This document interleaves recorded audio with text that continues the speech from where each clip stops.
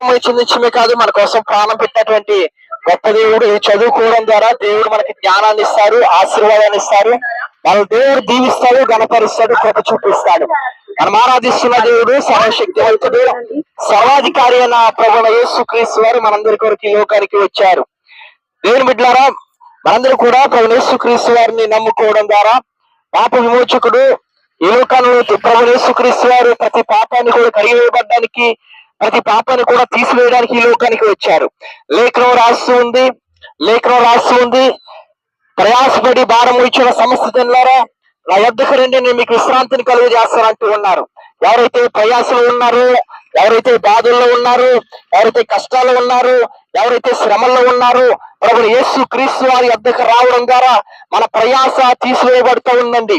అవును, ఒక దినం ముందు ఒక స్త్రీ ఉంది, దగ్గరగా 12 సంవత్సరాలుగా ఒక స్త్రీ భయంకరమైన రోగంలో ఉందండి. 12 సంవత్సరాల నుంచి ఎన్నో ప్రాంతాలకు వెళ్ళింది, తన రోగం అయితే పోలేదు. ఒక దేవుని యేసు ప్రభు వారు వస్తున్నప్పుడు ఆయన తాకితే చాలు నా యొక్క రోగం పోతే విశ్వసించింది. యేసు ప్రభు దగ్గరికి వచ్చింది. ఆ యేసు ప్రభు వారిని తాకగానే యేసు ప్రభు ప్రభా మామిలోనికి వెళ్ళి ఏమైందంటే ఆమె స్వస్థపరచబడిందండి. దేవుని బిడ్డలారా, మీరు ఎన్నో సంవత్సరాలుగా వ్యాధులతోటి బాధలతో ఉన్నారేమో, కన్నీటితోటి దుఃఖంతో ఉన్నారేమో, ఎన్నో శ్రమల్లో ఉన్నారేమో. ప్రభువైన యేసుక్రీస్తు వారి దగ్గరికి రావడం ద్వారా ఏమవుతుందంటే మన జీవితాలు మార్చబడతాయి, మనం దీవించబడతాము, ఆశీర్వదించబడతాము. అంత మాత్రమే కాదు, ప్రభువైన యేసుక్రీస్తు వారు చెప్పిన మాట ఏమిటంటే నేనే మార్గమును, నేనే సత్యమును, నేనే జీవమును, నా ద్వారా తప్ప ఎవరిని కూడా పరలోక రాజ్యానికి చేరలేరు అంటూ ఉన్నారు. అవునండి, ప్రభువైన యేసుక్రీస్తు వారు ఈ లోకానికి మార్గమై ఉన్నాడు. ప్రభువైన యేసుక్రీస్తు వారికి ఇదిగో నేను చెప్తున్న మాట ఏంటంటే ఈ తణుకు ప్రాంతం రావాలంటే ఎన్నో మార్గాలు ఉండొచ్చండి. ఈ పక్కన పాలింగ్ నుంచి రావచ్చు, ఇటు పొరవ నుంచి రావచ్చు, వెనక వేలుపూరు నుంచి రావచ్చు, ఎన్నో మార్గాలు గుండా రావచ్చు. కానీ పరలోక రాజ్యానికి చేరాలంటే ఒకే ఒక్క మార్గం ఉంది, అదే ప్రభువైన యేసుక్రీస్తు వారు. ఆ మార్గమే ప్రభువైన యేసుక్రీస్తు వారు అండి. ప్రభువైన యేసుక్రీస్తు వారు నమ్మడం ద్వారా, ప్రభువైన యేసుక్రీస్తు వారి యొక్క జాడలో నడవడం ద్వారా మనం ఎక్కడ చేరుతుంటే స్వర్గానికి చేరతాము. అనేకమైన లేఖనాలు సెలవిస్తున్నాయి, రక్తము చిందింపకుండా మానవుని యొక్క పాపము కడిగివేయబడదండి. మరి రక్తము చిందిస్తేనే మానవ యొక్క పాపం కడిగివేయబడుతుంది. అది ఏ రక్తం అని ఆలోచన చేసుకుంటే పరమాత్ముడు తనకు తానుగా దిగి వచ్చి రక్తాన్ని చిందిస్తే మానవుడి పాపం కడిగివేయబడుతుంది. ఎవరా పరమాత్ముడు? పరలోకం నుంచి దిగి వచ్చిన వాడే పరమాత్ముడు. ప్రభువైన యేసుక్రీస్తు వారు పరలోకం నుంచి దిగి వచ్చి ఈ లోకానికి వచ్చారు. ఈ లోకానికి వచ్చి నీ కొరకు నా కొరకు ప్రాణం పెట్టారు. ఆయన ప్రాణం పెట్టడం మాత్రమే కాదండి, ఆయన సిలువేయబడి రక్తాన్ని చిందించి సమాధి చేయబడి మరలా తిరిగి పునరుద్ధారుడే లేచాడు.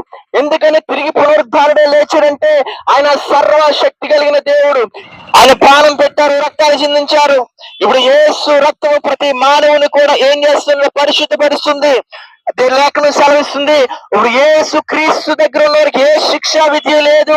అందరూ కూడా ఆయన ప్రేమ ద్వారా, ఆయన రక్తము ద్వారా నీతిమంతులుగా తీర్చిదిద్దబడ్డారు. కాబట్టి ఈ రోజు దేవుని బిడ్డలారా, మీ అందరికీ చెప్తూ ఉన్నాను, ప్రభువైన యేసుక్రీస్తు వారిని నమ్ముకోవడం ద్వారా మన కులం మారదు, మన వర్గం మారదు, ఇంకేమో మారదు, కానీ హృదయం మారుతుంది. ప్రభువైన యేసుక్రీస్తు వారిని అడుగుతుంది ఏంటంటే, ఎవరైతే ఇదిగో హృదయం అనే తలుపు నాతో నేను తట్టుచు ఉన్నాను, ఎవరైతే తలుపు తీస్తాడో వారితో నేను, నాతో వారు భోజనం చేస్తానని ప్రభువైన యేసుక్రీస్తు వారు చెప్తూ ఉన్నారు. ఆయన నీ హృదయం దగ్గర ఉన్నారండి, ఇంకా ఏటేటి దగ్గర లేరు. నీ హృదయం అనేటువంటి తలుపు తెరిచి ప్రభువైన యేసుక్రీస్తు వారికి నీ హృదయంలో స్థానం ఇస్తే, ప్రభువైన యేసుక్రీస్తు నీ హృదయానికి ఆహ్వానించుకుంటే నువ్వు దీవించబడతావు, ఆశీర్వదించబడతావు. అంత మాత్రమే కాదు దేవుని బిడ్డలారా, నిత్య స్వర్గానికి చేర్చేటువంటి ఏకైక మార్గం ఎవరైనా ఉన్నారంటే ఆయన ప్రభువైన యేసుక్రీస్తు వారు మాత్రమే. ఇంతవరకు ఎవరు కూడా చెప్పలేదు, ఆయనే చెప్పాడు. ఆ మాట ఏమిటంటే నేనే మార్గమును, నేనే సత్యమును, నేనే జీవమును, నా ద్వారా తప్ప ఎవరు కూడా పరలోక రాజ్యానికి చేరలేరు. అన్ని గ్రంథాలు చెప్తున్నాయి, అన్ని సిద్ధాంతాలు చెప్తున్నాయి. ఈ లోకంలో మరణించిన తర్వాత మరొక లోకం ఉందని, ఈ లోకంలో అయిపోయిన తర్వాత మరొక స్వర్గం మనకు ఉందని చేసి, కానీ స్వర్గానికి చేరాలంటే మార్గం ఎవరు చెప్పలేదు, కానీ ఆ స్వర్గానికి చేరేటువంటి మార్గం ఒకే ఒక్కరు చెప్పారు, ఆయనే ప్రభుని యేసుక్రీస్తు వారు. ఆయన అంటున్న మాట, నేనే మార్గము. ఈ రోజు ప్రభుని యేసుక్రీస్తు వారు నమ్ముకోవడం ద్వారా, ఆయన మార్గంలో నడవడం ద్వారా పరలోక రాజ్యానికి వెళ్తాము. ఆయనే జీవము. ఎందుకు జీవం అంటే, ఆయన నమ్ముకున్న వారు మృతులైన సరే తిరిగి బ్రతుకుతారని లేఖ సెలవిస్తుంది. ఎందుకంటే ఎలాగైతే ప్రభుని యేసుక్రీస్తు వారు శిలువ సమాధి చేయబడి తిరిగి లేచారు, ఆయన నమ్ముకున్న వారు కూడా సమాధి చేయబడి ఒక దినమందు తిరిగి లేచి నిత్య పరలోక రాజ్యానికి చేరతారు. కాబట్టి ఆయనే జీవమైన దేవుడు. అంత మాత్రమే కాదు, ఆయనే సత్యమైన దేవుడు. ఎందుకని సత్యం అంటే, ఆయన నీతివంతుడు, యథార్థవంతుడు, పాపుల్లో చేరకుండా ప్రత్యేకించబడిన ప్రభుని యేసుక్రీస్తు వారు. ఆయన నీతివంతుడైన దేవుడు అండి.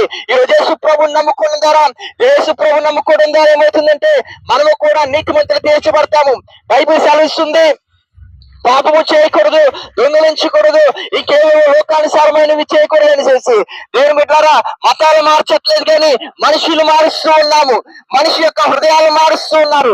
యేసు ప్రభు వారు ప్రతి మానవుని యొక్క హృదయం మారుస్తున్నారు, కానీ ఇంకా ఏవేవో మార్చట్లేదు. దేవుని బిడ్డలారా గమనించండి. ఇవి మేము కూడా గొప్ప లోకంలో ఉన్న వాళ్ళమే, పాపంలో ఉన్న వాళ్ళమే, సినిమాలు అంటూ ఇంకేవో అంటూ లోకంలో పడిపోయిన వారమే, మా కుటుంబాలకు ఉపయోగకరంగా లేని వారమే. కానీ ఎప్పుడైతే ప్రభువు యేసుక్రీస్తు వారిని అంగీకరించామో, ఆ తర్వాత మా జీవితాలు మార్చబడ్డాయి, మేము మార్చబడ్డాము. తద్వారా మేమేం చేయబడ్డామంటే, ఈ రోజు నీతి మధ్యలో మా కుటుంబానికి ఉపయోగకరంగా ఉన్నాము. కొన్ని సంవత్సరాల క్రితము మేము సినిమాలంటూ ఇంకా ఏవో లోకానుసారమైన త్రాగుడంటూ వాటిలో ఉన్నామండి.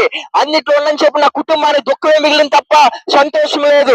ఎప్పుడైతే యేసు ప్రభు నమ్ముకున్నానో, యేసు ప్రభు వెంబడి నేను నడుచుకొచ్చి మొదలెట్టాను, బైబిల్ సెలవిస్తుంది, నీ తల్లిని నీ తండ్రిని సన్మానించమని. నా తల్లిని నా తండ్రిని ఈ యొక్క యేసు ప్రభు నమ్ముకున్నంత వరకు కూడా నేను సన్మానించలేదు, సరిగ్గా చూడలేదండి. వారు నా కోసం బాధపడేవారు. కానీ ఎప్పుడైతే సుప్రభుని నమ్ముకున్నానో, ఆ తర్వాత నా జీవితం మార్చబడింది. నా తల్లిని తండ్రిని చూసుకోవడం మొదలు పెట్టాను. దేవుని బిడ్డలారా, అలాగూ ఇంకను కూడా మనం లోకంలో పడిపోకుండా, పాపలు పడకుండా ఉండాలంటే ప్రభు యేసుక్రీస్తు వారు వెంబడించాలి. తద్వారా మనం దీవించబడి, ఆశీర్వదించబడి నిత్య పరలోక రాజ్యానికి వారసులుగా, హక్కుదారులు తీర్చిదిద్దబడతాము. యేసు ప్రభు మార్గమైన దేవుని నమ్ముకోండి, ప్రార్థన చేసుకోండి. ఆయన యొక్క కృప, ఆయన యొక్క దీవెన మీ అందరికీ కూడా దేవుడు తోడే నడిపించింది గాక. ఆమేన్. God bless you. లోకాన్ని ఎంతగానో ప్రేమిస్తూ ఉన్నాడు. నేను చెప్తున్న మాట ఏంటంటే, ఒక కవి చెప్తున్నాడు, లోకమనగా దేశమనగా మట్టి కాదు, కానీ లోకమనగా దేశమనగా మనుషులని.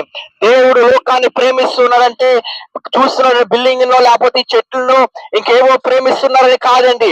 దేవుడు లోకాన్ని ప్రేమిస్తున్నాడంటే మానవుణ్ణి, మనిషిని ప్రేమిస్తున్నాడు అని చేసి. అవునండి, నిన్ను నన్ను ప్రభువైన యేసుక్రీస్తు వారు ఎంతగానో ప్రేమిస్తూ ఉన్నారు. ఎంతకంటే తనను తాను తగ్గించుకుని పరలోక రాజ్యాన్ని విడిచిపెట్టి నీ కొరకు నా కొరకు ఈ లోకానికి వచ్చారండి. ఎందుకని ఈ లోకానికి ఆయన వచ్చారు అని ఆలోచన చేసుకుంటే, మానవులు అందరూ కూడా పాపంలో ఉన్నారు, మానవులందరూ కూడా శాపంలో ఉన్నారు. శాపంలో ఉన్న మానవుల కొరకు, పాపంలో ఉన్నటువంటి మానవుల కొరకు ప్రభువైన యేసుక్రీస్తు వారు ఈ లోకానికి వచ్చారు. ఈ లోకానికి వచ్చి నీ కోసం నా కోసం ప్రాణం పెట్టారు, ఆయన రక్తాన్ని చిందించారు. ఆయన ఎందుకని రక్తాన్ని చిందించారని ఆలోచన చేసుకుంటే, సర్వలోకం యొక్క పాపం పరిహరించబడాలంటే రక్తము చిందించబడాలి. అది ఎవరి రక్తము? పరమాత్ముడు తనకు దానిగా దిగి వచ్చి రక్తాన్ని చిందిస్తే పాపము కడిగి వేయబడుతుందని చేయండి. మహాపరిశుద్ధుడా, ప్రేమ గల తండ్రి యేసే నీకు వందనాలు.